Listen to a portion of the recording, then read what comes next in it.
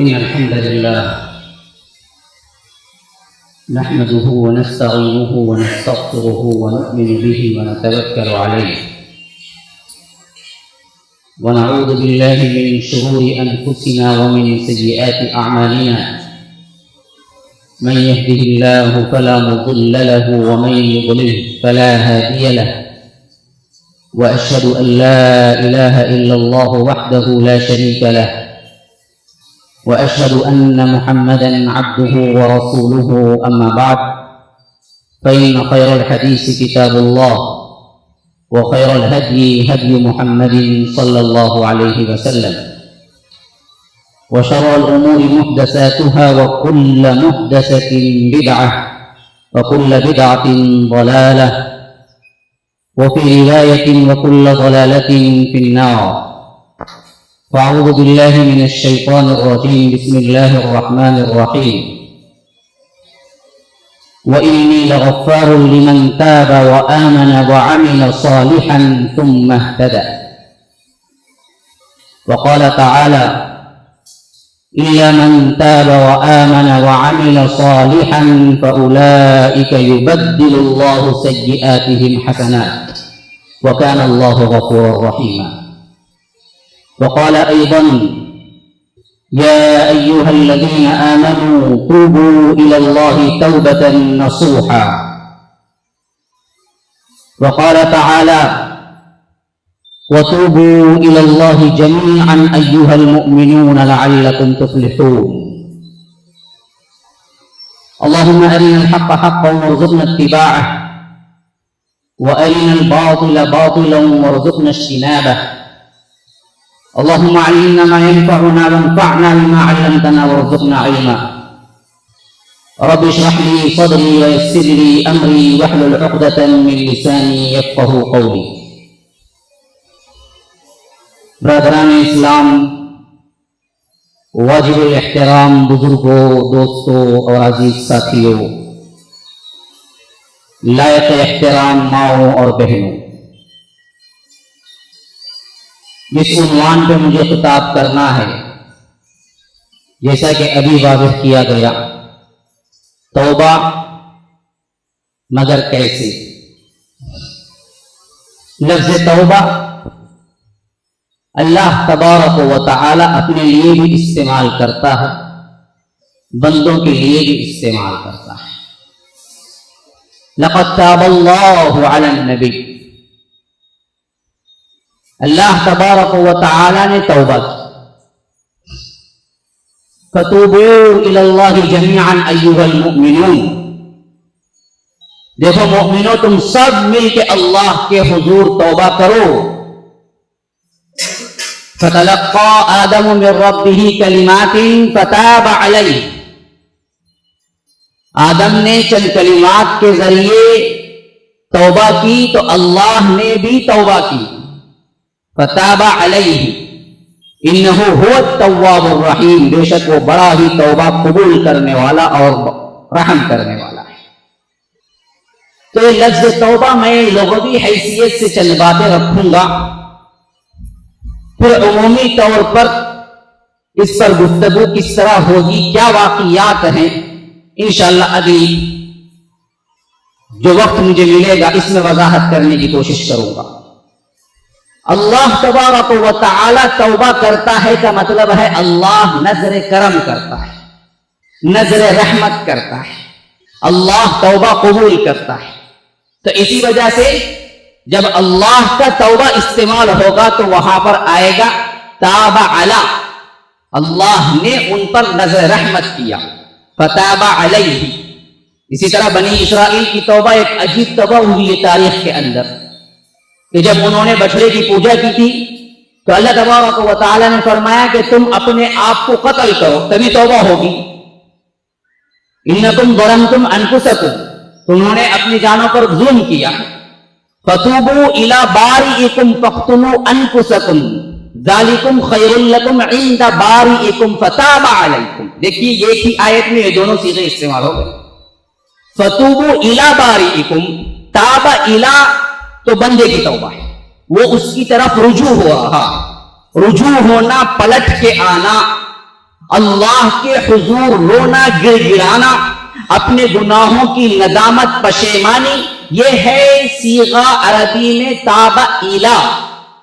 تو اللہ نے کہا کہ ان کو فتوبوا الی بارئکم، اب تم باری تعالیٰ کے حضور اپنی توبہ کرو، تم نے بڑی خطا کی ہے، بہت بڑا گناہ کیا، تو ہوگا کیا؟ فاقتلوا انفسکم، اپنے آپ کو کاٹو، اپنے آپ کو قتل کرو، عند بارئکم فتاب علیکم، تو اللہ بھی تم پہ توبہ کرے گا، تمہاری طرف رجوع کرے گا، نظر رحمت کرے گا اور تمہیں معاف کرے گا۔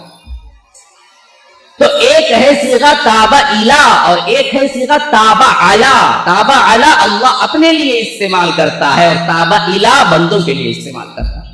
یہ لغوی بحث تھی تاکہ جو اہل علم ہے وہ بھی جان لیں، ان کے لیے بھی ایک مضمون مل جائے، ورنہ تو اصل مضمون ہمارا کیا ہے کہ توبہ ہو تو کیسے ہو۔ سورہ تحریم کی 8ویں آیت جو میں نے تلاوت کی آخری میں اور حافظ صاحب نے تلاوت کی شروع میں، یا ایھا الذین آمنوا توبوا الی اللہ توبۃ نصوحا، اے لوگوں جو ایمان لائے ہو توبہ کرو اللہ کی طرف، ایسی توبہ جو نصوح کہلاتی ہے۔ توبۃ النصوح کیا ہے؟ کیا علماء کہتے ہیں کہ اس کے اندر 3 شرائط ہونی ضروری ہے، وہ ہے توبۃ النصوح۔ کیا کیا ہونا چاہیے؟ سب سے پہلے اس گناہ کو چھوڑ دینے کا عزم ہونا چاہیے۔ توبہ ایک طرف اور گناہ کو کرنے کا عزم ایک طرف، تو توبہ توبہ نہیں ہے۔ سب سے پہلے توبہ کیا کرنا ہے؟ جس گناہ کے لیے کیا جا رہا ہے اس گناہ کو چھوڑنے کا عزم، کہ اللہ میں پھر آئندہ کبھی زندگی میں شعور کے ساتھ کبھی کروں گا نہیں، کبھی یہ ارادہ نہیں کروں۔ نمبر 1۔ نمبر 2، پشیمانی ہونی چاہیے اس کام پر، ندامت ہونی چاہیے، احساس ندامت سے ہمیشہ گر گرانا چاہیے کہ میں نے جو توبہ کی ہے پہلے بہت برا تھا، پہلے میرے ہاتھوں گناہ سرزد ہو گیا، جب کبھی بھی سوچے اس کے اندر توبہ خالص، پھر اس کے بعد آئندہ کبھی نہ کرنے کا پختہ ارادہ، یہ 3 چیزیں عزم کے ساتھ مل جائے، چھوڑ دیا آئندہ نہ کرنے کا عزم اور اس کے ساتھ ندامت اور پشیمانی، تو یہ توبۃ النصوح کہلاتی ہے، جو خالص توبہ کے نام سے اللہ تبارک و تعالی ذکر کر رہا ہے۔ اب ہوگا کہ نتیجہ کیا نکلے گا؟ تو اللہ کہتا ہے عسیٰ ربکم ان یکفر عنکم سیئاتکم ویدخلکم جنات تجری من تحتها الانہار، اس توبے کے ذریعے امید ہے کہ تمہارا رب تمہارے گناہوں کا کفارہ کر دے گا، مٹا دے گا۔ کفارہ بھی ایک معنی میں مٹانے کے آتا ہے، کفر بھی ایک معنی میں مٹانے کے آتا ہے۔ کسان کو بھی کفار کہتے ہیں، اعجب الکفار نباتہ، کسان ہے نا، کیوں؟ وہ بھی بیج کو چھپا دیتا ہے، مٹا دیتا ہے، تب کہیں جا کے پودا نکل کے آتا ہے۔ تو یکفر عنکم سیئاتکم کا مطلب ہے کہ تمہارے گناہوں کو مٹا دے گا۔ ایک ہے معاف کر دینا، ایک معافی انسان کی ہوتی ہے، ایک معافی اللہ کی ہوتی ہے، اور معافی میں فرق ہوتا ہے۔ انسان معاف کرتا ہے لیکن اس معاف کرنے کے خیال کو اور اس گناہ کو کبھی نہیں بھولتا۔ آپ دیکھ لیجیے، جب کبھی ضرورت پڑی بول کے بتلاتا ہے ضرور بالضرور میں نے تجھے معاف کیا تھا، حالانکہ تم نے ایسا کیا تھا۔ تو معاف کرتا ہے لیکن جرم کے نشان کو باقی رکھتا ہے، یہ بھی ایک طرح کی معافی ہے۔ تو اسی لیے اللہ نے فرمایا کہ میں معاف کرتا ہوں، جرم کے نشان کو بھی باقی نہیں رکھتا ہوں، تو کیا فرمایا کہ یکفر عنکم سیئات، میں اس کو مٹھا دیتا ہوں گویا کہ کبھی کیا ہی نہیں۔ التائب اذا ذنب کمن لا ذنب لہ، فرمایا کہ توبہ کرنے والا جب گناہ سے توبہ کرتا ہے تو ایسا ہو جاتا ہے گویا کہ اس نے گناہ کیا ہی۔ یہ اللہ کی معافی ہے۔ یکفر عنکم سیئات، ہم مٹا دیتے ہیں تمہارے برائیوں کو، وَيُدْخِلَكُمْ، اور تمہیں داخل کریں گے، جنات، باغات میں، تجری میں، جس کے نیچے بہ رہی ہیں، تحتها الانہار، ندیاں، انہار نہر. پھر کیا ہوگا؟ یوم لا یخزی اللہ النبی والذین آمنوا معہ، اور اس دن جس دن اللہ تبارک و تعالی نبی اور اس کے ساتھ والوں کو کبھی بھی رسوا نہ کرے گا. اس دن جس دن اللہ نبی اور اس کے ساتھ والے، اللہ کے لیے ذرا سی توجہ چاہتا ہوں، صحابہ کی عظمت بھی یہاں سن لیجیے. رسول کہتا تو بات مکمل ہو جاتی. یوم لا یخزی اللہ النبی، بس مسئلہ ختم. لیکن فرمایا کہ والذین آمنوا معہ، اور اہل ایمان جو ہیں وہ بھی. تو مطلب کیا ہوا؟ اہل ایمان ہم ہیں یا نہیں ہیں یہ دوسری بات ہے. اگر ہم ہیں بھی 100%، اگر اپنے ایمان پر ہمیں یقین ہے، تو بھی قرآن جب آمنو کہہ رہا تھا تو اس وقت ہم موجود نہیں تھے. اس وقت جو کیٹیگری تھی وہ صحابہ تھی. انہی سے خطاب ہے کہ یہ صحابہ اور نبی کو ہم کبھی رسوا نہیں کریں گے، حشر کے میدان میں بھی رسوا نہیں کریں گے. تو ایسے بہترین اور مقدس گروہ کے ساتھ یہ سیاہکار، یہ گنہگار جس نے توبہ کی، وہ توبہ جو نصوح کہلاتی ہے، تو اللہ کہتا ہے کہ والذین آمنوا معہ نورہم یسعی بین ایدیہم وبایمانہم. ایسے اہل ایمان کے لیے بھی اسی کیٹیگری کا ساتھ بھی مل گیا، معیت بھی مل گئی، اور حشر کے میدان کے وہ گھٹا ٹوپ اندھیریوں کے اندر تمہارے لیے نور کی ٹارچ بھی مل گئی. نورہم، ان کا نور، یسعی، دوڑ رہا ہوگا، بین ایدیہم وبایمانہم، سامنے بھی ایک نور جا رہا ہوگا، سیدھے ہاتھ طرف بھی ایک نور جا رہا ہوگا. ایمان قلب میں ہے، نامہ اعمال سیدھے ہاتھ. ایمان قلب میں ہے، نامہ اعمال اگر ہمارے اچھے ہیں تو وہ سیدھے ہاتھ میں ہے.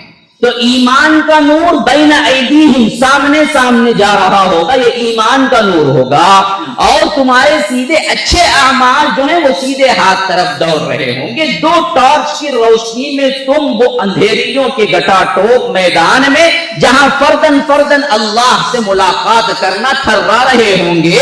یوم یکون الناس کالفراش المبثوث وتکون الجبال کالعہن المنفوش فاما من ثقلت موازینہ فهو فی عیشۃ راضیہ واما من خفت موازینہ فامہ ہاویہ وما ادراک ما ہی نار حامیہ. یہ ہے وہ نقشہ جو اللہ تبارک و تعالی کھینچ رہا ہے کہ قبروں سے نکلو گے، حشر کے میدان میں پہنچو گے تو تم کیسے ہوگے؟ پتنگوں کی طرح، پتنگوں کی طرح پریشان پھر رہے ہوگے. کالفراش المبثوث وتکون الجبال کالعہن المنفوش، اور پہاڑ ہوں گے کہ ڈھنکی ہوئی روئی کی طرح اڑے اڑے پھریں گے. من ثقلت موازینہ، جس کے پلڑے بھاری ہوں گے، فہو فی عیشۃ راضیہ، وہ اپنی من پسند عیش میں ہوگا. لیکن خفت موازینہ، جس کے پلڑے نامہ اعمال کے ہلکے ہوں گے، فامہ ہاویہ، اس کا مرجع ہاویہ ہے. وما ادراک ما ہی ہاویہ، تم نے کیا سمجھا ہے؟ نار حامیہ، بھڑکتی ہوئی آگ. یہ منظر میں بالکل اندھیرا، گھٹا ٹوپ اندھیرا. اس اندھیرے میں انسان پتنگے کی طرح پریشان ایک دوسرے سے ٹکراتا ہوا پھر رہا. اتنا بڑا مجمع، آدم سے لے کر قیامت تک آنے والا آخری انسان موجود. لیکن اللہ کہتا ہے کہ نہیں، میرے پاس جب آؤ گے آتی ہی فردا، اکیلے اکیلے، وَكُلُّهُمْ آتِيهِ يَوْمَ الْقِيَامَةِ فَرْدًا، تنہا ایک ایک کو بلاؤ. لیکن یعنی کہیں پیشی ہو، کسی کے سامنے کیا ہے پیش ہونا ہو، کسی کا ڈر ہو، تو ہم کہتے ہیں کہ دوستو چلو جی ساتھ میں چلے جائیں. دو رہیں گے تو ذرا ڈھارس بجے گی. اکیلا جانے سے تو بڑا ڈرتا ہوں، ان کا غصہ بڑا کیا ہے ہمارے لیے بڑا وبال ہو جاتا ہے. تو ہم ساتھی چاہتے ہیں، آپ کچھ بھی نہ کریں لیکن ساتھ میں کوئی ہو تو احساس ہوتا ہے کہ ہمارے لیے ذرا سا مشکل حل ہو جائے. وہاں پورے حشر کے میدان میں جمع ہو کے بھی مسئلہ یہ ہوگا کہ اللہ کی پیشی الگ ہوگی، الگ الگ. آتی ہی یوم القیامت فردا، الگ الگ آنا. ایسی حالت میں یہ توبۃ النصوح کرنے والے اللہ تبارک و تعالی نور دے گا. وہ نور بھی دو طرح کا نور دے گا. سامنے ایک دائیں ایک دونوں دوڑ رہے ہیں. آپ جیسے جیسے آگے جا رہے ہیں ویسے ویسے آپ کو رہنمائی کر رہے ہیں اور ساتھ میں دعا بھی سکھلائے گا کہ ربنا اتمم لنا نورنا واغفر لنا انک علی کل شیء قدیر، کہ اے ہمارے رب اس نور کی تکمیل کر دے یہاں تک کہ میں جنت داخل ہو جاؤں اور ہمارے گناہوں کی مغفرت کر دے، بے شک تو ہر چیز پر قادر ہے. یہ ہے توبہ، توبۃ النصوح. کیسے کرنا ہے؟ ایسے کرنا ہے. رمضان المبارک کے استقبال میں اصل میں نے یہ عنوان کا انتخاب کیا. عام طور پر ہماری ایک ذہنیت بنی ہوئی ہے، فاجر سے فاجر، گنہگار سے گنہگار، نماز کیا ہے نہ جاننے والا، ایک طرح کا جوش اور اس کے اندر نیکیوں کی طرف رغبت اور برائیوں کو ایک طرح چھوڑ دینے کا عزم. بہت سے سگریٹ پینے والے سمجھتے ہیں کہ رمضان میں نہیں پیئیں گے، اور بہت سے ایسے بھی ہیں روزے میں نہ پینے کا کرتے ہیں قصد. بس افطار ہوتے ہی سب سے پہلے ہوٹلوں میں چائے اور اس کے ساتھ ساتھ سگریٹ ان کے لوازمات میں شامل ہو جاتے ہیں. نعوذ باللہ ثم نعوذ باللہ. ایسے بھی بعض لوگ یہ کرتے ہیں کہ جیسے ہی چاند نظر آئے پھر داڑھی کو ہاتھ لگانا چھوڑ دیتے ہیں. پھر اس کے بعد کیا ہے، جیسے ہی وہ عید کا چاند نظر آئے کسی حجام کا وہ گلی کے کسی نکر پہ کیوں نہ ہو، ڈگر پہ کیوں نہ ہو، سندریوں کے اندر کیوں نہ ہو، لیکن پہنچیں گے اور اسی دن کے اندر اندر شیونگ کریں گے. اس کو کبھی نہیں بھولیں گے. یہ بھی بہت سو کا مسئلہ ہے. بہت سے لوگ گانے میوزک سے بھی کیا ہے ایک طرح کا اعتراض کر لیتے ہیں کہ الٹی وغیرہ بھی کبھی نکال کے جوش نے مارا ایمان کا تو یہ بھی نکال کے رکھ دیتے ہیں. لیکن جیسے ہی چاند رات آئے نہیں بھولتے کبھی لگانا، اور سب سے پہلے جو لیٹسٹ فلم آئی ہے اس کو تھیٹر میں دیکھے بغیر چین نہیں آتا. ہمارے اپنے ایک نرالے انداز سے توبہ سمجھتے ہیں یہ سب کچھ کر کے ہم نے کیا کیا ہے، رمضان کی نعمتوں کو پا لیا ہے اور رمضان میں عبادت کر کے اللہ کو منوا لیا، ہم نے توبہ کر دی. میں ایک سوال ان سے کرتا ہوں، کیا یہ توبۃ النصوح ہے جو اللہ نے اس کا انعام یہاں پر رکھا ہوا ہے؟ ٹھنڈے دل سے غور کر کے دیکھیں، کیا یہ شرائط اس کے اندر پائی جاتی ہے؟ توبہ کے قبول ہونے کی ایک دلیل سب سے بڑی علماء نے کیا لکھی ہے پتہ ہے؟ یہ لکھی ہے کہ جس گناہ سے بندہ توبہ کرتا ہے وہ آئندہ خود نہیں کرتا، بحالت خواہش مجبور ہو کے الگ چیز ہے، عزم نیت سے نہیں کرتا کہ مجھے اس کی توبہ قبول ہو جائے. وہ کہتا ہے کہ اے اللہ ہم گنہگار ہیں، ہمارے گناہوں کی مغفرت کر دے. وہ کہتا ہے کہ اے اللہ ہم گمراہ ہیں، ہمیں ہدایت دے دے. رمضان بھر وہ یہی مانگتا رہا کہ ہم گمراہ ہیں، ہم کیا خطا کار ہیں. اگر رمضان میں اس کی یہ دعا قبول ہو جاتی تو پھر وہ بے گناہ اور گمراہ کیسے ہوتا؟ رمضان کے بعد معلوم ہوا رمضان کی دعا قبول ہی نہیں ہوئی. ہوتی تو رمضان کے بعد گناہ نہیں کرتا. تو ہم خود اپنی توبہ کو توڑنے والے ہیں. فلسفہ ہمارا اپنا یوں بن گیا ہے کہ بس رمضان میں کیا ہے محترز رہو. اور ایک بات ذہن میں رکھیے، اذا جاء رمضان، ایک روایت ہے فتحت ابواب الجنہ یا فتحت ابواب الجنہ وغلقت ابواب جہنم وسلسلۃ الشیاطین.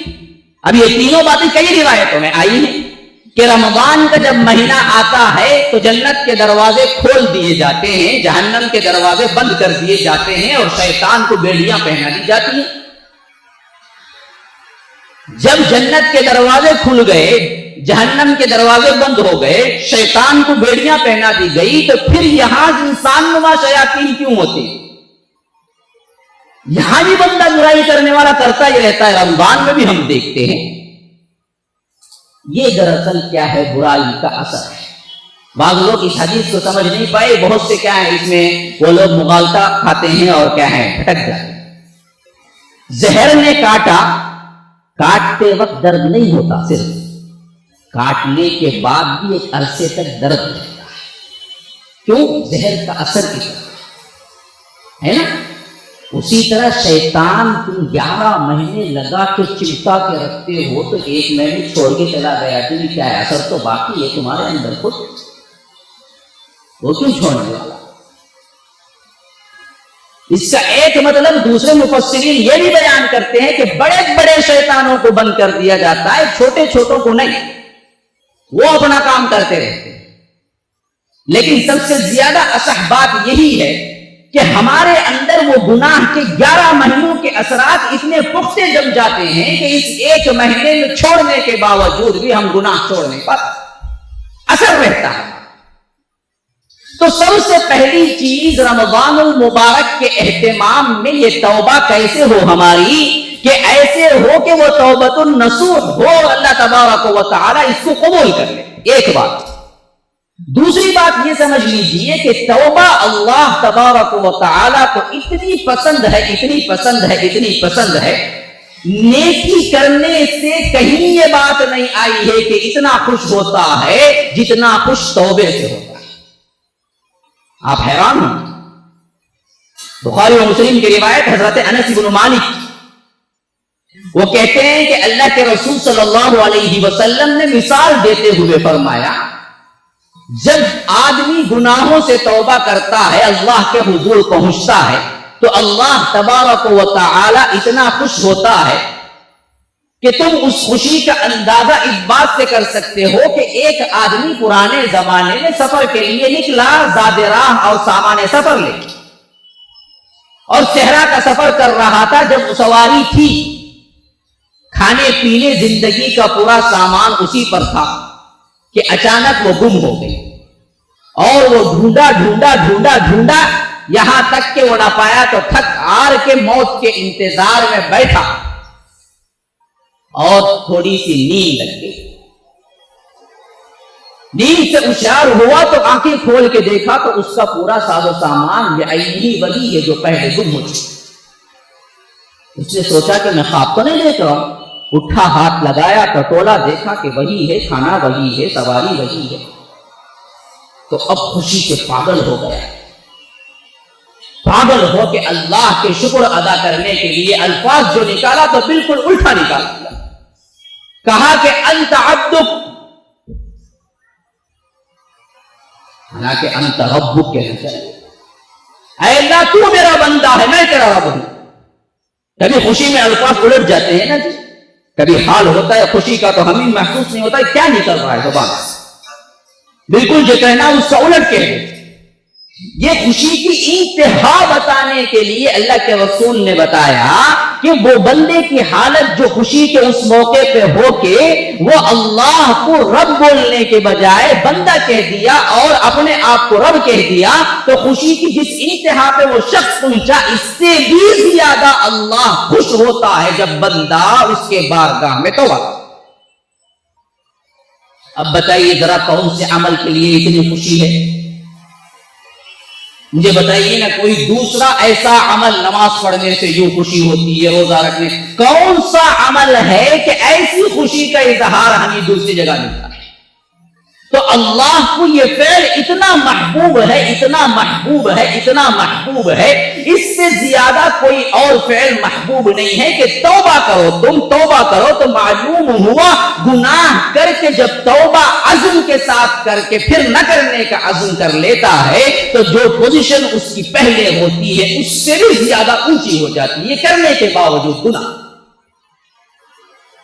یہ اللہ تبارک و تعالی نے ہم پہ انعام و اکرام کیا، اسی لیے فرمایا کہ وَإِنِّي لَغَفَّارٌ لِمَن تَابَ، دیکھو میں بڑا مغفرت کرنے والا ہوں لیکن ان کے لیے جو توبہ کرتے ہیں۔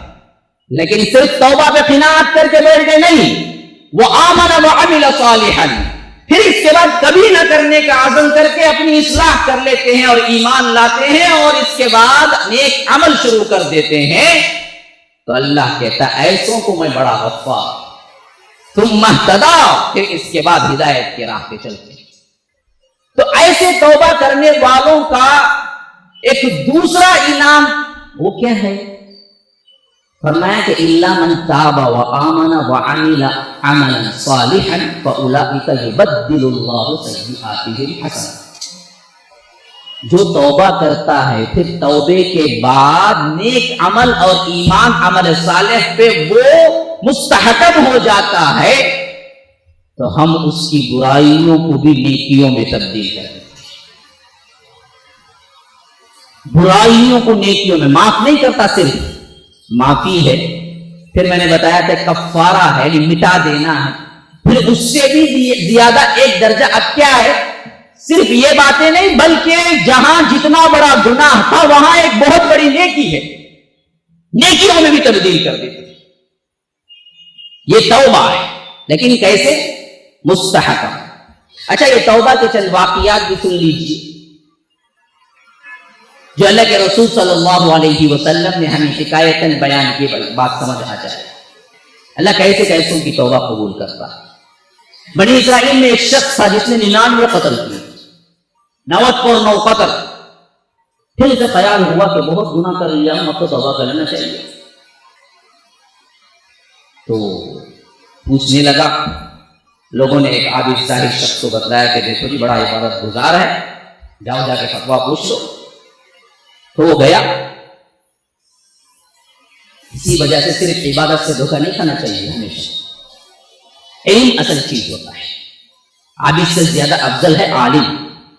اور وہ بندہ اس عابد کے پاس پہنچا اور پوچھا میں نے 99 قتل کیے ہیں، یعنی پوری زندگی سیاہ کاری میں گزاری ہے، کیا میرے لیے توبہ بھی ہے؟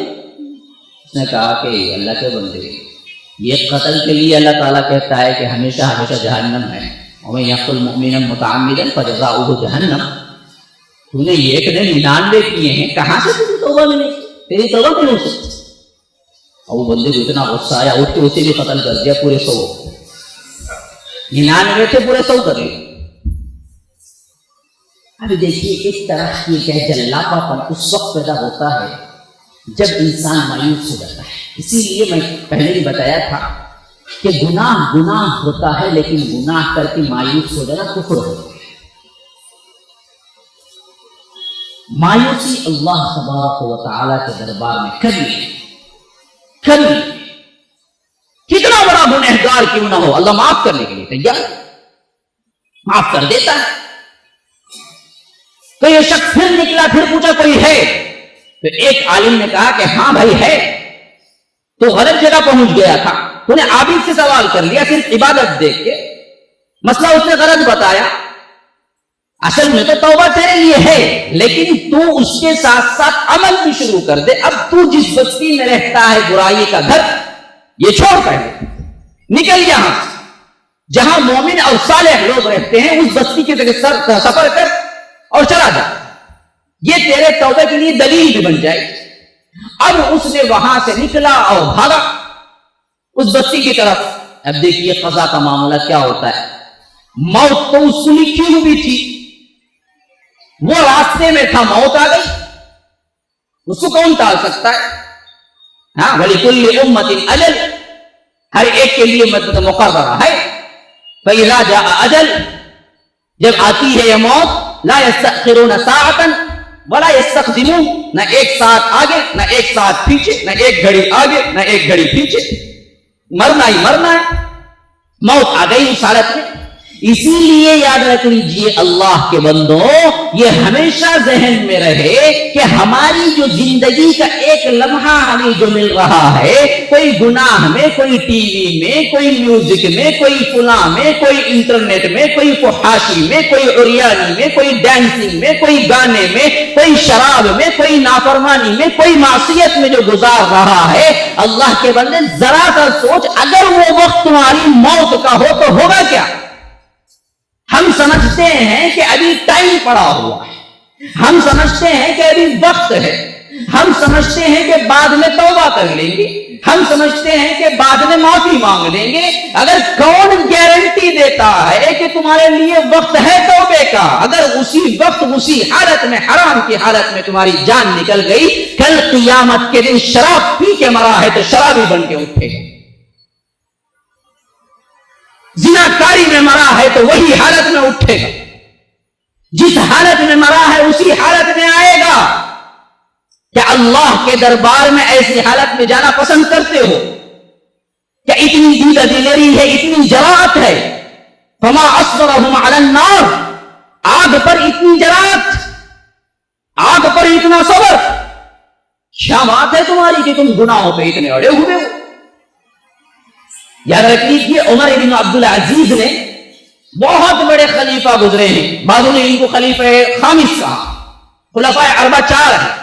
پھر اس کے بعد اس طرح خلافت کوئی کیا بنو امیہ کے اندر تو وہ عمر بن عبد العزیز، صرف 2 سال خلافت۔ ایک مرتبہ جب آئے تھے، عید کا زمانہ تھا، بچیوں نے منہ پہ یوں ہاتھ رکھا، پوچھا کہ کیا میرے منہ سے بدبو آ رہی ہے جس کی وجہ سے تم ہاتھ رکھ رہی ہو؟ کہا کہ ابا جان ایسے نہیں، بھوک کی وجہ سے کوئی چیز گھر کے اندر موجود نہیں تھی سوائے پیاز سے، ہم نے کچی پیاز کھائی ہے آج پورے دن کے بھوک کو مٹانے کے لیے، اس کی بدبو سے آپ کو بچانے کے لیے ہم نے کیا ہے اپنے منہ پہ ہاتھ رکھا۔ یہ بات سن کے عمر بن عبد العزیز کی آنکھوں میں آنسو آ گئے۔ خلیفۃ المسلمین جس کے مال و دولت اور مالداری اور ان کے لباس، ان کے شاہانہ ٹھاٹ باٹ پہ عمرہ فخر کیا کرتے تھے، عمرہ حیرت سے دیکھا کرتے تھے، لیکن جب خلافت کا بار پڑا تو سب کچھ چھوڑ دیا۔ ان کا ایک ایک کپڑا یمن سے بن کے آتا تھا، اور ایک مرتبہ ایک کپڑا پہن لیتے پھر زندگی میں کبھی نہیں پہنتے، دوسرا جوڑا پہنتے۔ آج ان کا حال یہ تھا کہ صرف ایک کپڑا تھا، جب وہ دھونے کا وقت آتا تو گھر سے نہیں نکلا کرتے تھے، کیونکہ دوسرا کپڑا ایسا ہوتا ہی نہیں جس کو پہن کے گھر سے نکلے، وہ جب تک دھو کے سوکھ نہ جاتا تب تک گھر سے نہیں نکلتے۔ آج ایک کپڑے میں زندگی گزار رہا ہے وہی عمر بن عبد العزیز، جن کا ایک مرتبہ پہنا ہوا کپڑا اور ایک مرتبہ نہیں پہنتا۔ یہ اللہ کا ڈر تھا، تو بچیوں نے یوں کہا تو آنسو آ گئے۔ پھر اس کے بعد انہوں نے کہا کل عید ہے ابا جان، اور آج ہمارے پاس کوئی ایک نیا کپڑا یا اچھا کپڑا نہیں ہے جو پہن کے نکلے عید کو، آپ ایسا کیجئے بیت المال میں ہزاروں کپڑے پڑے ہوئے ہیں، آپ اپنے ہاتھوں پہ ہزاروں غریبوں کو دے رہے ہیں، خود کے بچیوں کے لیے نہیں ہے، آپ عاریتاً قرضاً منگوا لیں۔ تو یہ بات ذرا سا ان کے لیے اثر کر گئی، اولاد کی بھی محبت ہوتی ہے، بہت بڑے ولی تھے، لیکن انہوں نے بیت المال کے جو ذمہ دار تھے اس کو لکھ دیا کہ دیکھو اگلے ماہ کی تنخواہ میں سے پکڑ لینا، اگلے ماہ کی تنخواہ میں سے پکڑ لینا، آج مجھے بچیوں کے لیے لباس بھیج دینا، قربان جائیے اس بیت المال کے ذمہ دار، کیونکہ عمر بن عبد العزیز کے زمانے میں ذمہ دار تھا، وہ بھی کوئی معمولی شخص نہیں۔ اللہ تعالی جواب دیا کہ امیر المومنین اس بات کی بھی گارنٹی لکھ کے دے دیجئے کہ اگلے ماہ تک آپ زندہ رہیں۔ میں دیکھتا موت سروں پہ منڈلا رہی، کون جانتا ہے کس کی موت کب کہاں نکلی؟ ہم سمجھتے ہیں گناہوں پہ دلیر ہوتے ہیں، کہتے ہیں کہ توبہ کر لیں، تو اس شخص کے راستے میں موت آ گئی، اب کوئی چانس نہیں۔ روایتوں میں آتا ہے کہ اس وقت بھی اس نے اپنے سینے کے بل لیٹ کے اس بستی کی طرف آگے بڑھنے کی تھوڑی سی کوشش کی تو ایک بارش ہٹ گئے۔ اب جب آئے اس کی روح کو لے جانے والے جہنمی فرشتے تو ادھر جنتی بھی آ گئے۔ حالانکہ یہ کیا ایک انوکھا واقعہ سب کے ساتھ نہیں ہو سکتا، اللہ نے ہمیں سبق دینے کے لیے رکھا ہے۔ بخاری و مسلم کی روایت، حضرت ابو ہریرہ فرمایا کہ دونوں میں جھگڑا ہو گیا، ثالث فرشتے کو اللہ نے پھر بھیجا، تیسرا فرشتہ جو کامن بن کے آیا دونوں کو، اس سے کہا کہ دیکھو ایسا کرو کہ تم یہ برائی کی بستی سے جہاں سے نکلا تھا اس کی پیمائش کرو جہاں تک پہنچا تھا، اور جہاں جانے والا تھا وہاں کی پیمائش کرو یہاں تک ہے، تو کون سا فاصلہ زیادہ نکل گیا اس کی طرف ہو جائے گا۔ اگر وہ برائی کے راستہ زیادہ نکل گیا تو جہنمی لے جائیں، جہنم کے فرشتے لے جائیں، یا نہیں تو جنت کے فرشتے لے جائیں۔ اب پیمائش شروع ہوئی، روایتوں میں آتا ہے مختلف الفاظ، اللہ نے خود اپنی طرف سے معجزاتی طور پہ اس میت کو ایک بالغ، کیونکہ بالکل برابر، یہاں کا فاصلہ بھی برابر وہاں کا فاصلہ بھی برابر، تو اللہ نے اس میت کو سرکا دیا، اس میت کو ہٹا دیا ایک ناخن پر۔ جب پیمائش کرتے ہوئے آئے تو صرف ایک ناخن بھر اس بستی کی طرف زائد نکل، تو جنت کے فرشتے اس کو لے گئے۔ بتانا مقصود کیا ہے؟ ابھی اس کا پورا ایک عمل شروع ہی نہ ہوا، لیکن عزم تھا، نیت تھی، ورنہ پوری پچھلی زندگی یہی حالت میں گزارا۔ اسی طرح بنی اسرائیل ہی کا واقعہ، ذوالکفل ایک آدمی تھا، بڑا گنہگار سیاہ کار، ہر رات ایک نئی لڑکی، ہر رات ایک نیا پیالہ، اس کی رنگینی اور اس کی یہ طرح کی سیاہ کاریاں محلے کے پورے افراد کے ناک میں دم کیے ہوئے لوگوں نے چھوڑ دیا۔ بدبخت ہے، کبھی سمجھتا ہی نہیں ہے، مسلم محلے میں رہتے ہوئے اس کی یہ حالت ہے۔ تو ایک مرتبہ اس نے ایک لڑکی کو خریدا کہ آج رات تو آنا ہے، اور وہ آ گئی۔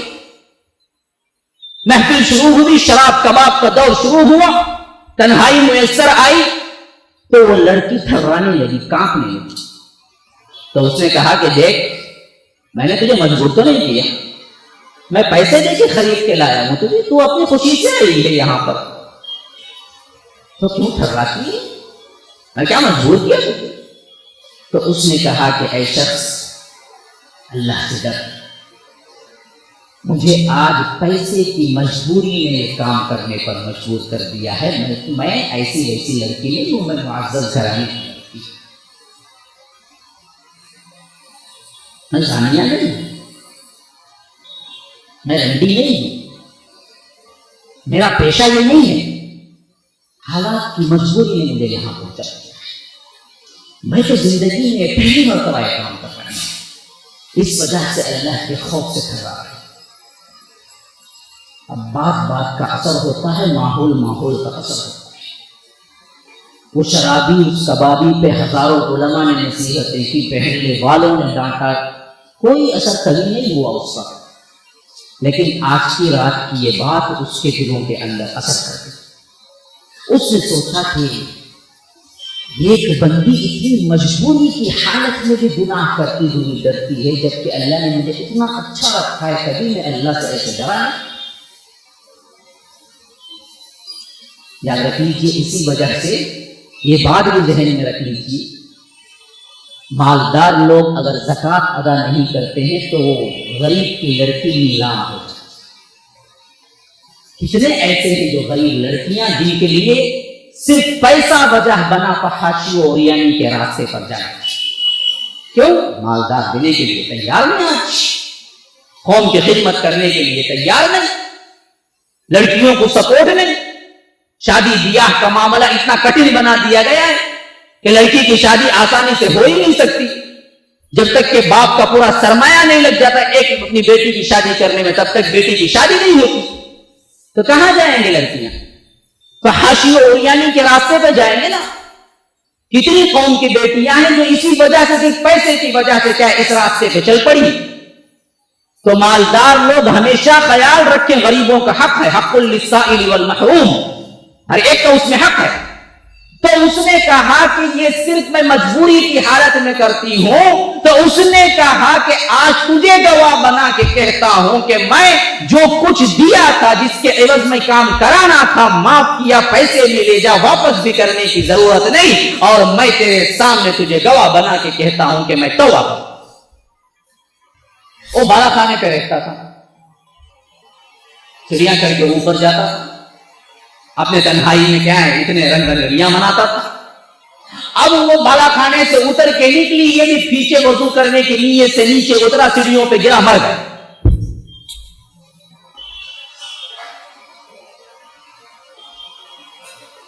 توبہ، موت انتظار نہیں کرتی، توبہ ایک بہت بڑا گفٹ ہے۔ بیٹھنے والے یہ نہ سوچیں کہ ابھی وقت ہے، ابھی اسی محفل میں نیت کریں کہ توبہ ہے میری خالص توبہ، ہر گناہ سے توبہ، اللہ تبارک و تعالیٰ کی ہر حرام کردہ چیز سے توبہ۔ اللہ میں گنہگار ہوں، سیاہ کار ہوں، لیکن تو تواب ہے، رحمان ہے، رحیم ہے، تیری توابیت کا وسیلہ غافر الذنب، گناہوں کی مغفرت کر دینے والا. اسی لیے علماء کہتے ہیں کہ ایسا کہو، یا غافر الذنب، اے گناہوں کی مغفرت کرنے والے، اغفر لی، میری بھی مغفرت کر دے. یہ گویا کہ ایک وسیلہ بن جاتا ہے اسماء الحسنی. اللہ معاف کر دے مجھے. تو وہ گرا مر گیا. اب دیکھیے اللہ تبارک و تعالی کیسے بندوں پہ رحم کرتا ہے جو توبہ کر کے پلٹ کے آتے ہیں، کہ جب صبح ہوئی تو دروازے پہ لکھا گیا تھا آسمانی فرشتوں نے آ کر کے ان اللہ قد غفر للکفل، اللہ نے تحقیق کے کفل کی مغفرت کر. یہ انتظام کیوں ہوا؟ اگر یہ توبے کا حال معاشرے کو معلوم نہ ہوتا تو اس بدبخت کے جنازہ پڑھنے کوئی نہیں آتا، نہلانے کوئی نہیں آتا، دفنانے کوئی نہیں آتا، اس کی میت اٹھانے کوئی نہیں آتا، کیونکہ اتنا برا تھا وہ محل میں. یہ ایسے برے شخص کو اللہ نے صرف ایک لمحے کی توبے کے اندر ولی بنا کے رخصت کیا، کہ کہا کہ مسلمانوں اللہ نے مغفرت کر دی. اب دھڑا دھڑ دوڑتے ہوئے اس کی گیٹ کی طرف آ رہے ہیں، دروازے کی طرف آ رہے ہیں اور اس کو اٹھا رہے ہیں، نلا رہے ہیں. اس شان سے اس دھن سے جنازہ نکلا کہ یہ بہت بڑا ولی تھا اللہ کا. ہے ایک لفظ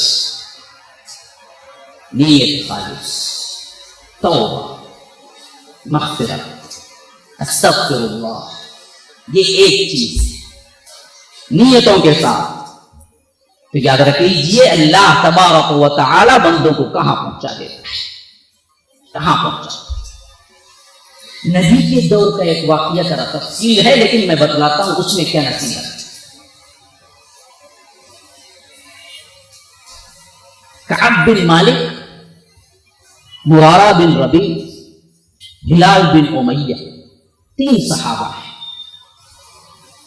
اللہ کے رسول نے 9 ہجری میں اعلان کیا کہ آؤ تبوک چلنا جنگ کے لیے، رومیوں سے جنگ.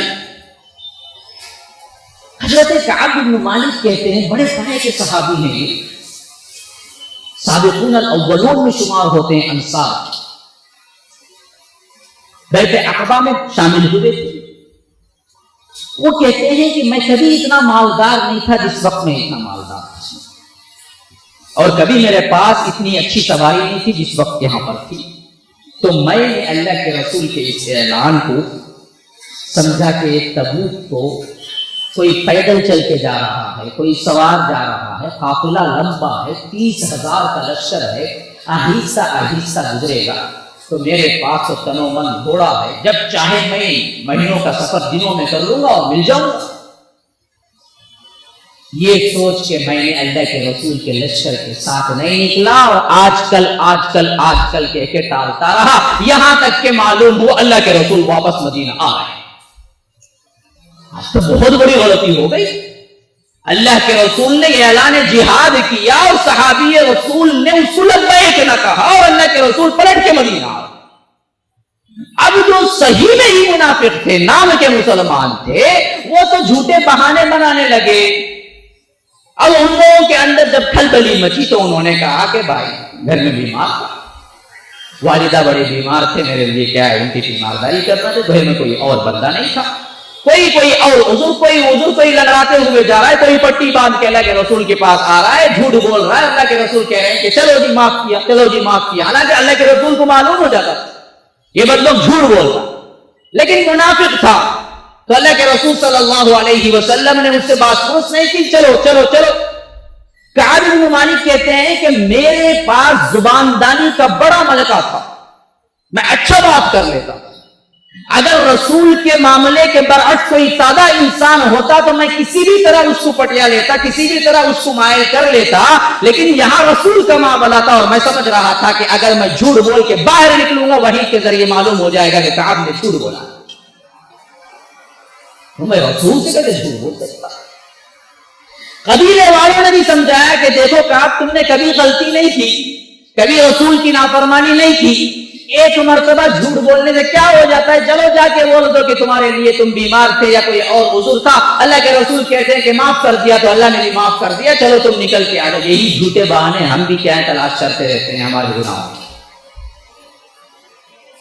حضرت کعب بن مالک کہتے ہیں کہ میرے قبیلے والوں نے اتنا مجھے دبایا، اتنا مجھے سمجھایا کہ میں بھی اس بری نیت سے داخل ہو گیا کہ چلو میں بھی جھوٹ بول لوں گا، لیکن جیسے ہی اللہ کے رسول کے چہرے انور پہ نظر پڑی کام کے رہ گیا، میں کہاں جھوٹ بول سکتا تھا۔ تو اللہ کے رسول نے پوچھا کہ کعب اعلان سنا؟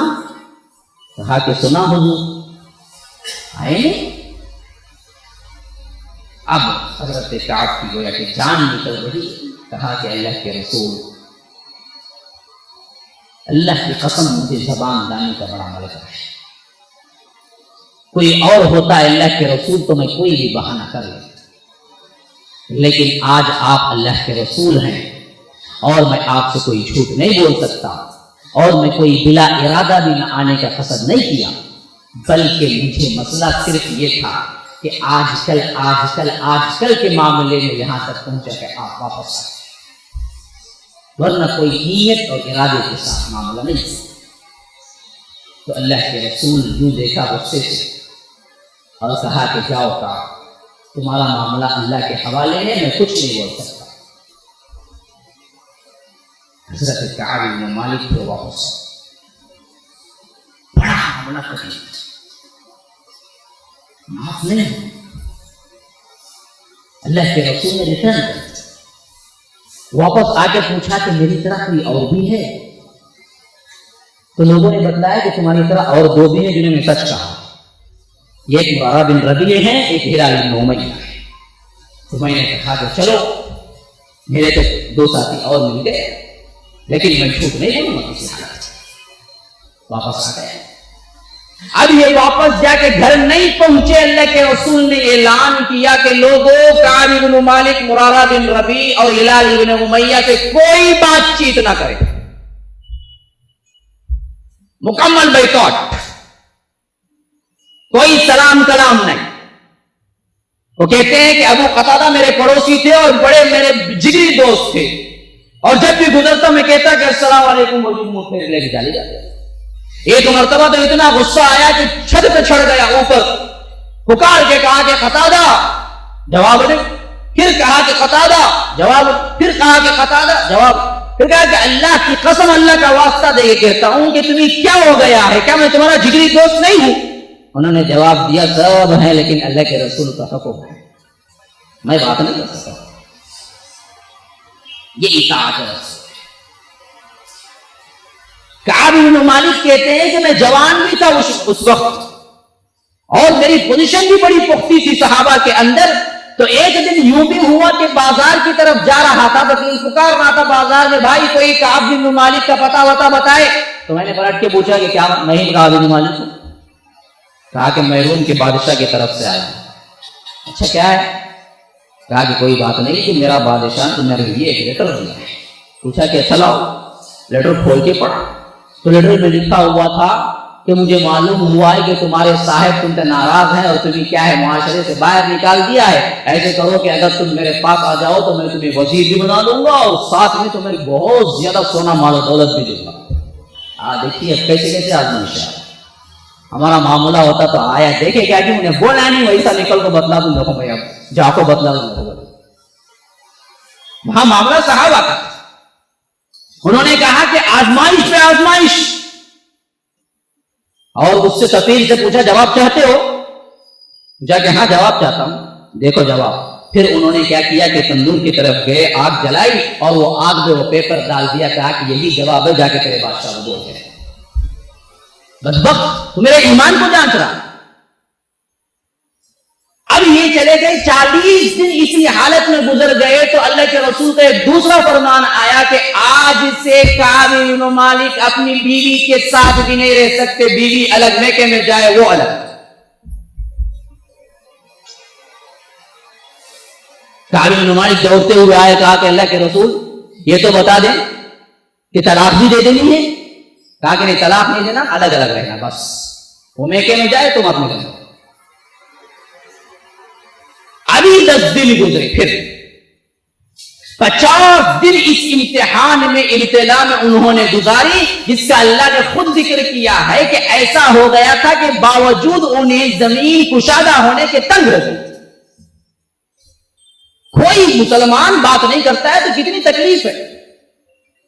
پھر اس کے بعد اللہ نے اس آزمائش کے طور پر جو امتحان لیا تھا، اس کی خوشی کے اظہار میں معافی بذریعہ وحی خفی حدیث کے اندر نہیں دی، بلکہ قیامت تک رہنے والے اس کلام کے اندر رکھ دی جو ہمارے لیے ہدایت ہے۔ اپنے کلام میں نازل فرما دی کہ ہم نے ان کی توبہ قبول کر دی۔ لقد تاب اللہ علی النبی والمہاجرین والانصار الذين اتبعوه في ساعة العسرة من بعد ما كاد يزيغ قلوب فريق منهم ثم تاب عليهم ليتوبوا۔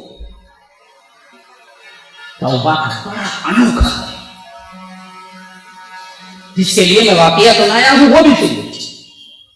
اب اللہ کے رسول صلی اللہ علیہ وسلم نے رات وحی اتری تو صبح سویرے نماز فجر کے بعد پوچھا کہ کعب کہاں؟ اب دیکھیے اتفاق ایسا تھا کہ اس دن کعب جماعت میں شریک نہ ہو سکے تھے، وہ اپنی گھر کی چھت پہ نماز پڑھ کے ذکر اذکار میں بیٹھے ہوئے تھے۔ اب پلٹ کے پوچھا کہ کعب کہاں؟ تو صحابہ نے سمجھ لیا کہ معافی شاید اتر گئی۔ پوچھا کہ اللہ کے رسول کعب تو گھر میں ہوں گے، کیا واقعہ؟ کہا کہ اطلاع دے دو اللہ نے ان کی معافی اتار دی۔ اب یہ معافی کی اطلاع لے کر ان تک پہنچانے کی خوشی میں صحابہ ایک دوسرے سے دوڑ لگائے، تو ایک صحابی نے سوچا کہ دوڑ کے پہنچوں گا تو شاید دوسرا بھی پہنچ جائے۔ انہوں نے کیا کیا، جہاں کھڑے تھے وہیں سے چیخ کے آواز لگائی کہ کعب خوش ہو جاؤ۔ اب یہ آواز جیسے ہی کعب کو پہنچی تو یہ ایک لفظ بات سمجھ گئے، کعب کی معافی ہو گئی۔ پھر بعد میں وہ دوڑتے ہوئے پہنچے تو حضرت کعب نے کہا کہ اللہ کی قسم، جس خوشخبری کو تم لے کے آئے ہو تو میرے پاس آپ جو کچھ تھا میں دینے کے لیے تیار ہوں، لیکن آج میرے پاس صرف یہ کپڑے جو میں پہنے ہوئے ہیں، اس کے علاوہ کچھ نہیں ہے، اور یہ وہ تمہارے ہیں، میں نکال کے اب دے نہیں سکتا۔ جیسے ہی مجھے میرا دامن ملے گا میں پہن کے تمہارے لیے یہ شال واپس کروں، یہ تمہارا گفٹ۔ پھر یہاں سے دوڑ لگائی اللہ کے رسول صلی اللہ علیہ وسلم کی طرف اور کہا کہ اللہ کے رسول پہلے یہ بتلا دیجئے کہ معافی آپ کی طرف سے ہے اللہ کی طرف سے؟ اللہ کے رسول نے کہا کہ معافی اللہ کی طرف سے۔ پھر یہ آیت پڑھ کے سنائی جو ابھی توبہ کی اتری، تاب اللہ علی النبی والمہاجرین والانصار۔ کہا اس کے بعد اللہ کے رسول نے، اب جس کے لیے میں سنایا تھا وہ پورا مسئلہ اس میں، اللہ کے رسول نے کہا کہ کعب، تیری ماں نے جس دن تجھے جنم دیا تھا، جس دن تو پیدا ہوا تھا، اس دن سے لے کر آج تک کوئی دن تیری زندگی میں اتنا خوشی کا نہیں آیا جو آج۔ یہ وہ دن ہے جس میں اللہ نے تیری توبہ قبول کر کے قرآن کے اندر آیت رکھ دی، تو جس دن تیری توبہ قبول ہوئی ہے تیری زندگی کا سب سے زیادہ خوشی والا دن۔ عید ہم مناتے ہیں اور خوشی کا اظہار نئے کپڑوں سے کرتے ہیں، عید ہم مناتے ہیں، خوشی کا اظہار مٹھائیوں سے کرتے ہیں، خوشی کا اظہار ملنے ملانے سے کرتے ہیں، انواع و اقسام کے کھانوں سے کرتے ہیں۔ نہیں، اصل خوشی تو ہماری توبہ کی قبولیت کی خوشی ہونی چاہیے، ہماری سدھار کی خوشی ہونی چاہیے، ہمارے انقلاب کی خوشی ہونی چاہیے، ہماری ہدایت کی خوشی ہونی چاہیے۔ اگر ہم استقامت کے ساتھ رہ گئے، جو رمضان کو پایا اور سدھار پیدا کیا اسی سدھار پہ قائم رہ گئے۔ بہت سے ہیں، میں نے دیکھا ہے، جو رمضان میں داڑھی چھوڑتے پھر کبھی نہیں کاٹتے۔ میں نے کئیوں کو یہاں آنے والوں کو کلین شیو دیکھا ہے، کئیوں کو دیکھا ہے جو پرماننٹ اس کے بعد داڑھی والے ہو گئے، کئی حجاب نہ پہننے والیاں تھی لیکن حجاب والیاں ہو گئی، کئی تھے جو سگریٹ لینے والے تھے لیکن سگریٹ چھوڑنے والے بن گئے۔ ان لوگوں کی زندگیوں کے اندر جس انقلاب کے اندر وہ قدم رکھے اور استقامت کے ساتھ آئے تو وہ زندگی کا سب سے بہترین اور ان کے لیے خوشی کا دن۔ حضرت کعب بن مالک نے کہا کہ اے اللہ کے رسول، اس خوشی میں کیا اپنا تمام مال اللہ کی راہ میں خیرات نہ کر دوں؟ کہا کہ کعب بہت اچھا آئیڈیا، کر تو سکتے ہو لیکن ایسے بھی نہیں ہونا چاہیے کہ کل تمہاری وفات کے بعد تمہاری اولاد لوگوں سے منگتی ہے، یہ بھی کوئی اچھی بات نہیں۔ ایسے کرو کہ تہائی صدقہ دے دو، بقیہ اپنی اولاد کے لیے رکھو۔ یہ اللہ کے رسول صلی اللہ علیہ وسلم کا ان کے دور مبارک کے توبے کے واقعات ابھی بہت سے ہیں، لیکن میرے پاس وقت نہیں ہے۔ بعض مسائل میں رمضان کے بھی آپ کو بتلا دینا چاہتا ہوں۔ میں پاؤ گھنٹہ اور لوں گا، شاید بھی بہت سی نظریں ایسی لگ رہی ہیں کہ کب ختم کریں گے، کیا حادثات آپ شاید بھول گئے، شاید وقت کا معاملہ۔ نہیں، میں بھولا نہیں ہوں، برابر دیکھ بھی رہا ہوں، 10:15 ہیں، لیکن ہمارا پروگرام انشاءاللہ 10:30 تک ہے۔ پاؤ گھنٹہ اور بھی انتظار کر لیجیے، اور اس تکلیف کے عوض آپ دو چائے لینا چاہتے ہیں تو لے لیجیے، کوئی مسئلہ نہیں۔ میں کہتا ہوں کہ کیا ہے، جو لوگ دو لینا چاہتے ہیں لے سکتے ہیں، لیکن یہ محفل اپنے موڈ میں لے کے جائیے۔ مجھے مقصود ایک پیغام دینا ہوتا ہے، تو یاد رکھ لیجیے ان تمام باتوں کا لب لباب یہی ہے کہ آپ ایک ایسے توبہ کے عزم کریں جس کے اندر اصلاح ہو، استقامت ہو، عزم ہو، ارادہ ہو، برائی سے ٹکرا جانے کا، لیکن برائی کو قبول نہ کریں۔ پھر اس کے بعد اس رمضان میں اس طرح آپ داخل ہوں کہ اللہ تبارک و تعالی ہم سے راضی اور ہم اللہ تبارک و تعالی سے راضی، تو احکامات سہل ہوتے چلے جائیں۔ پھر وہ مزہ آنے لگے گا جو ہمیں کھانوں میں آتا ہے۔ بریانی، دم کا روٹ، حلوہ، متنجن، اس کے مزے تو ہم نے چکے ہیں، لیکن عبادات کے مزے ہمیں نہیں چکے، اور ہمیں پتہ بھی نہیں ہے کہ اس کے کیا مزے ہوتے۔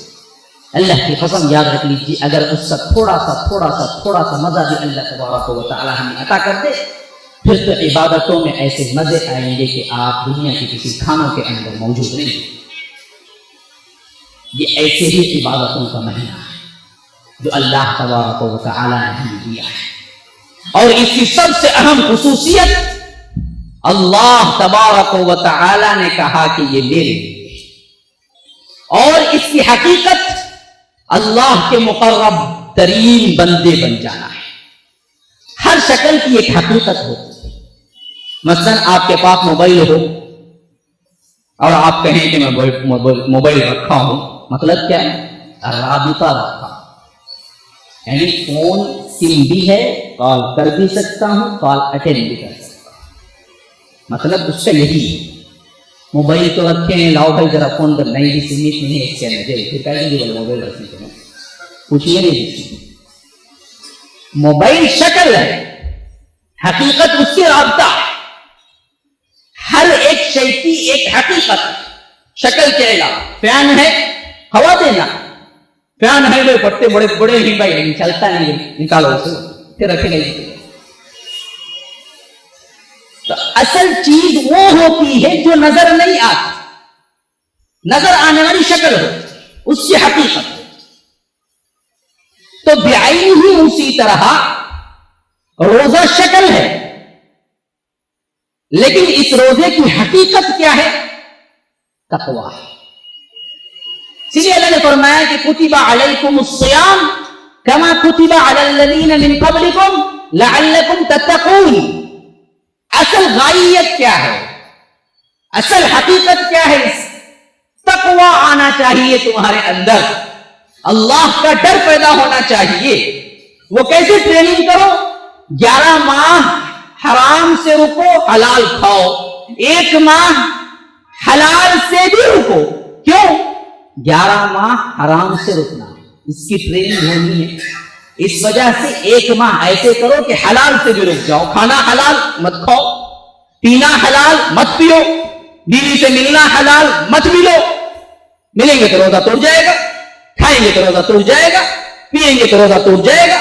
تو یہ سب حلال ہیں، پھر بھی مت کرو۔ کیوں؟ یہ 1 ماہ میں حلال بھی نہ کرو اور 11 ماہ حرام مت کرو، حلال کرو۔ اس کی ٹریننگ یہ حصول تقویٰ کے لیے اللہ تبارک و تعالی نے ہمیں دیا ہے روزہ۔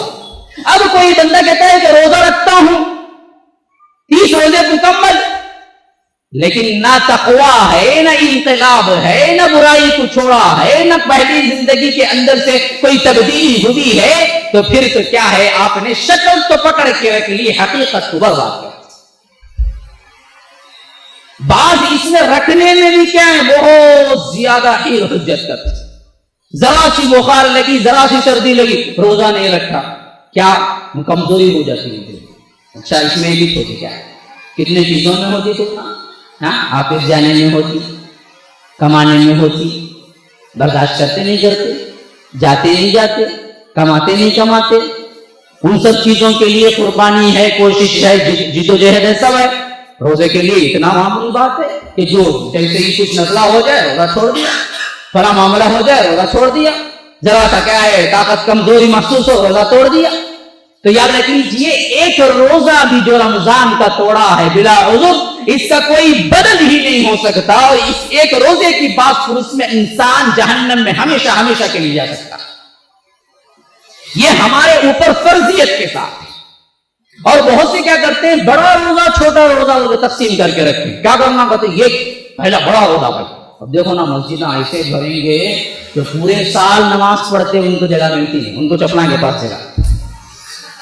پہلی صف میں کون ایسے ایسے چہرے کبھی دیکھے تھے، پورے 15-20 منٹ پہلے نماز کو بھی 15-20 منٹ ہی پورے۔ اب عموماً کبھی بھی جو آنے والے ہوتے وہ 5 منٹ 10 منٹ پہلے آتے، انہوں آپ بتائیے تو ان کو جگہ نہیں، انہوں وہاں پڑھنا چکنا ہے۔ کیا بڑا اب کیا ہے، جیسے جیسے یہ روزہ تقسیم ہوتا ویسے ویسی تعداد گرتی چلے جاتی۔ پھر کیا 15واں روزہ، وہ بھی بڑا روزہ ہوتا ہے، پھر سیدھا 15 کو دیکھو اتنی گنجی پکانا، کتنی پکائے کبھی کمی ہوگی، بڑا روزہ۔ یہ کون سا بڑا روزہ چھوٹا روزہ، کہاں کی تقسیم مجھے سمجھ نہیں آیا۔ اس بہانے بہت سے لوگ کیا کرتے ہیں، روزہ چھوڑ دیتے۔ میں بچپن میں ایک فلسفہ تھا، ایک صاحب تھے جو کہا کرتے تھے بھائی ہمارے عالم سب بول رہے، کیا بولے تھے، 3 رکھو بولے تھے۔ ارے 3 رکھے تو کیسا بھائی، صفر کی تو کیا بھی نہیں کہہ رہے تھے، اس کی کیا بھائی والی ہے، وہ 0 کی وہ لگا لینا تو پیچھے 30 ہو جاتے نہیں، صفر کی کیا بھی والی نہیں کہتے ان کو معلوم نہیں، پہلے آیا تو ویلیو نہیں، بعد میں آیا تو بہت ویلیو اس کی نہیں، بعد میں بہت ویلیو ہے۔ تاکہ محفل میں کیا ہے آپ لوگوں کو ذرا دو سوئے ہوئے ہی جگہ دیں، اس وجہ سے بات کیا ہے بہت سی باتیں اس طرح کی کر رہا ہوں تاکہ کیا ہے آپ لوگوں کو مضمون بھی مل جائے۔ اسی طرح غالب کا بھی ایک معاملہ ہے، ایک بڑا مشہور لطیفہ، غالب روزہ رکھا نہیں کرتے تھے عمومی طور پر، اور اس دور میں بھی کیا ہے بڑے مشہور ہیں نظم کے حیثیت، شاعر کے حیثیت سے، لیکن کیا دیندار تو نہیں تھے، اور کھاتے پیتے بھی تھے، شراب بھی چلتی تھی۔ تو ایک مرتبہ شراب پی رہے تھے، ان کے دوست آئے، پوچھا کہ مرزا کیا بات ہے، ہمیں تو سنایا گیا کہ شیطانوں کو باندھ دیا جاتا ہے، لیکن تم کو کہ کیا شراب بھی پی رہے اس میں؟ کہا کہ جہاں باندھ کے رکھا جاتا ہے وہ یہی جگہ ہے جہاں میں بیٹھ کے پی رہا ہوں۔ پھر رمضان گزرا، بہادر شاہ ظفر تھے اس وقت بادشاہ، وہاں دربار میں پہنچے تو بہادر شاہ ظفر نے پوچھا کہ مرزا یہ بتاؤ کہ کتنے روزے رکھے رمضان کے، کتنے روزے رکھے؟ غالب نے چھٹ جواب دیا، ایک نہیں رکھا۔ لوگ نہیں سمجھ رہے ہیں نا، سو رہے ہیں، ایک بھی نہیں رکھا، یعنی کوئی نہیں رکھا بولنے کے بجائے انہوں نے کہا کہ ایک نہیں رکھا، تو بادشاہ نے اچھا 29 رکھ لیے، ایک چھوڑ۔